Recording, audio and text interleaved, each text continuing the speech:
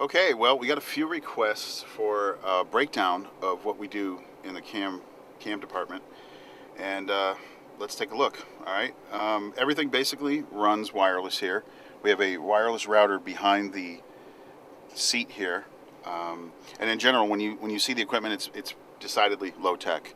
But that was the whole point. What's the simplest thing we could do that still is practical in terms of available tools out there? So we have three separate cams. We have a driver cam, we have the road cam, and then behind me you see the passenger cam. And those each get their own dedicated laptop to run, because when you use Ustream to upload and stream live, you need a separate channel for each. So we can't do multiple channels off one. So we have always three people with three laptops going. What happens is, though, Ustream sometimes kicks out and we have issues with the live show, which we'll get into later. Also, for digitizing video, we can't run power for all the laptops at once, so we'll switch around, and sometimes that's why our cams go down, just because we're switching and routing it over to a hard drive. So Renato can edit our video. Everything is powered simply through the cigarette lighters. We have a transformer here that runs all the power strips that we run our plugs into, and we're literally using the buddy system for power. So if someone needs power, it's like, I'm down to 9 minutes. We can just grab it in and throw it over to the person that needs it. All our cams come in are the eyesight cameras, which are hard to find now.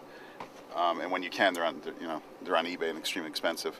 They run FireWire into all the laptops. The problem is they burn a ton of memory and energy. So we're always, again, shifting things around. And then back there, you can see Daryl's basically holding the typical setup for when we're driving.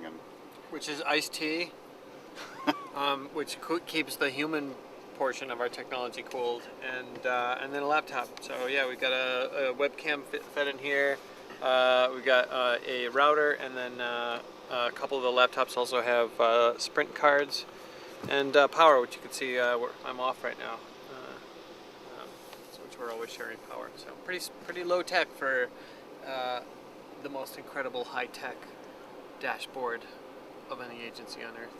And one of the other things too is, in addition to the video, we're also twittering, IMing people. We're actually doing work as well. We're uploading to Flickr. So in addition to having power available for the cams, one of us is always doing one of the other things. Someone's on IM, someone's always on Flickr uploading pictures. As soon as we shoot, literally, we're starting to digitize and edit, describe, and all that stuff, so that within an hour to 2 hours, our goal is always just get everything up live. So the laptops are always, in use, and if we could use something else, it would be another 3 laptops just dedicated alone for the cams. So I don't know if Daryl's got anything else, but that's... No, we do our best to hide cables, although it looks like crap. We always say it looks a little bit like a dorm room. We've done our best to hide cables with duct tape and/or tucking stuff in. But really, actually, here you see a great thing, a little experiment that went awry.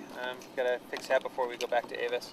Yeah, it looks pretty crappy by end of week 2. It's a dorm room gone really bad. I mean, and to that point, if Renato can pan it and see this wire setup, that's pretty neat. And if we had more time, we would be drilling and burying stuff and having wireless sets everywhere, so that it would be less, like Daryl said, dorm room-like here. Next year, satellite truck. And I think that pretty much covers our setup. And this has been the Plaid Tour Tech Roundup on plaidnation.com.